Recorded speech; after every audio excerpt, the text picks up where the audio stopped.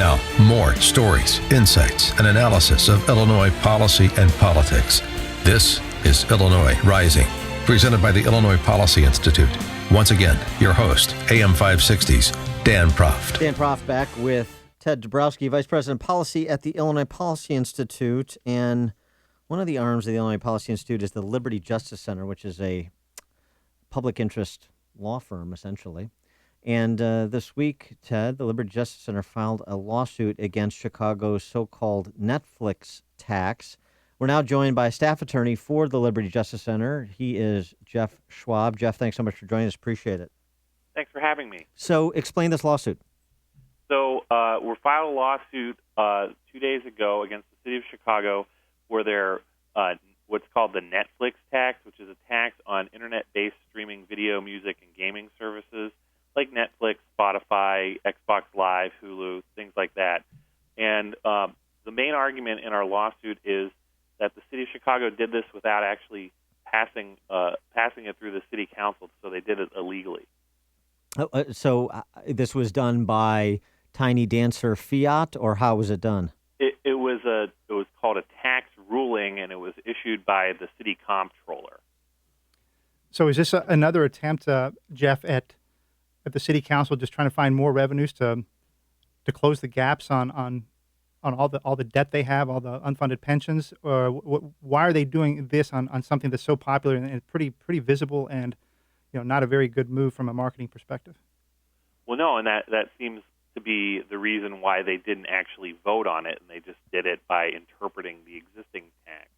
But with the Netflix tax, it's only expected to net about $5 million a year, which is really not even a dent in the deficit that the city has. Well, we just need to make the tax bigger. I mean, that's right? Isn't that the response? But I want to go back to this interpretation. So this is the amusement tax that exists, and they went and got an interpretation from the city comptroller that they could extend the amusement tax to include all of these online services. That's right. And so if you go to a performance, a concert, or a sporting event in the city of Chicago, you're charged 9% on the ticket admission fee. Don't I know it? And what they want to do is extend that to you, your membership in Spotify or Netflix or something like that, even though it's not actually something that is a physical thing in the city.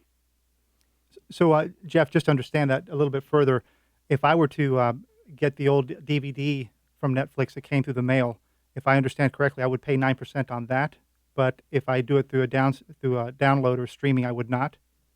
No, it's I think the opposite of that. If you stream Netflix, which most I think Netflix users do, you'll pay a 9% tax on the cost. We don't know. We think that you may not have to pay if you just get the old school mailed DVD service. Well, that's the way I do it to some extent, because not everything Netflix offers is streamed. I mean, just to stick with Netflix as the example, or downloadable. But is this like a cell phone where you're taxed on the service, and so it's going to be on your bill, regardless of how you consume the product or service, or you're making a distinction because they're going to catch you on the streaming, but they're not going to catch you on just having a subscription to Netflix? Well, the tax ruling, it just is based on streaming services on the internet, and the way that they're going to tax you is they're requiring the companies, so Netflix, to collect that tax. So Netflix is going to take an extra 9% from you on your bill starting this month, and then they have the responsibility of paying the city. So this is just a kind of sort of arbitrary in terms of what constitutes entertainment that would qualify for the amusement tax. It is arbitrary, and part of our lawsuit alleges that it violates the Federal Internet Tax Freedom Act, which says that you can't treat Internet commerce worse than you do other commerce. And one of the ways that this tax does that is that the amusement tax has an exemption or a partial exemption for theatrical and musical live performances. So depending on the size of the venue, those performances are either not taxed or they're taxed at a lower rate, 5%. And so if you went to one of those live performances, you may not have to pay the 9% amusement tax. But if you if you signed up for a membership to watch that exact performance online, then you would have to pay the 9% tax. Yeah, that's interesting. Actually, I have noticed that. I didn't think about it, but I'm just thinking about it now. I went to see like this one-man show, Churchill, at the Greenhouse Theater in Lincoln Park recently, and yeah, that it wasn't the 9% amusement tax. To your point, that's very interesting. Right, and that's one of the reasons that it violates federal law.